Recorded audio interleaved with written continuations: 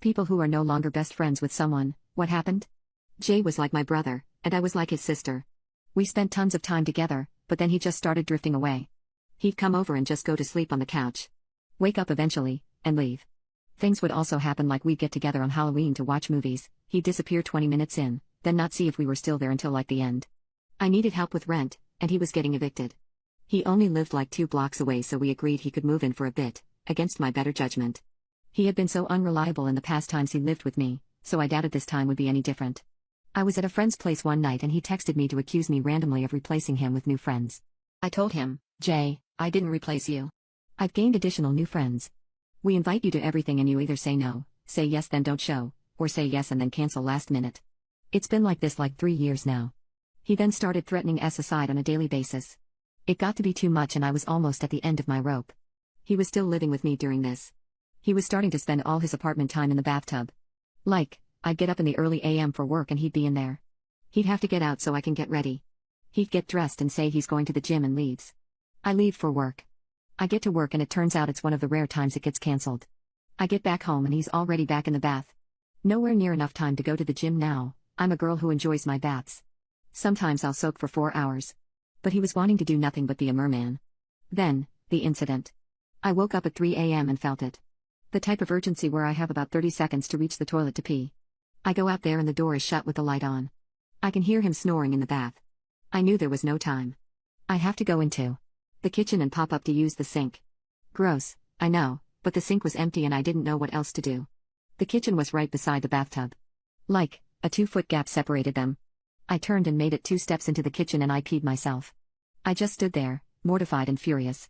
I cleaned up the best I can in the kitchen, changed, and cleaned again. Then I pound on the door. Jay. Wake up and get out here now. He came out and insisted he wasn't sleeping. I called him out on it and told him I could hear him snoring. The next day, I told him that it hasn't been working at all and he needs to move out immediately. I told him I can't handle the stress and being I just got out of the hospital for mental health issues, it wasn't a good thing to be around. Steve always been on good terms with his family. I think sometimes they'd secretly hope we'd get together so their son isn't single and alone. I don't know what he told them but his family showed up a day later. About 10 of them. They were like an assembly line going in and out from his room to the outside. Probably took less than 10 minutes and he was out. But, none of his family would even look at me. I just sat there on the couch stunned. After they were gone, I thought long and hard about things. I was going to tell him I think we needed space so we could both cool down and think about things. But, I also wasn't in the mood to verbally talk at that moment, and I didn't want to put it off.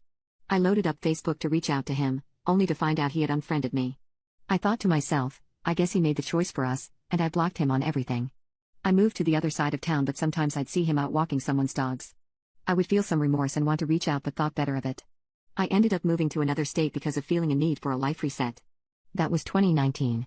November 2022, I got a text from an unknown number. Turned out to be Jay using WhatsApp. He wanted to say hi. I debated on whether or not I should message him back. I sat on it for a few days and finally responded. I kept it light and not too personable. I didn't give too many details of my life, but we ended up talking about Fallout 76 a lot. He would steer every conversation to his health problems. He had issues in the past, but it appears that in the 3 years we didn't talk, more issues mounted and the original ones got worse. I'm pretty sure most of them were diabetes related. He wasn't even a big guy. Just bad luck. Convos would start randomly and not last long moving forward. I think we were both tentatively gauging if the damage could be repaired. After a period of not hearing from him, he messaged me in March to wish me happy birthday. I thanked him and asked him a question and never heard back. I didn't think anything of it. May rolls around and I wake up one day to a text from my mom. Jay's brother was in here earlier. He says Jay died a month ago. In his sleep I was stunned. Way too young.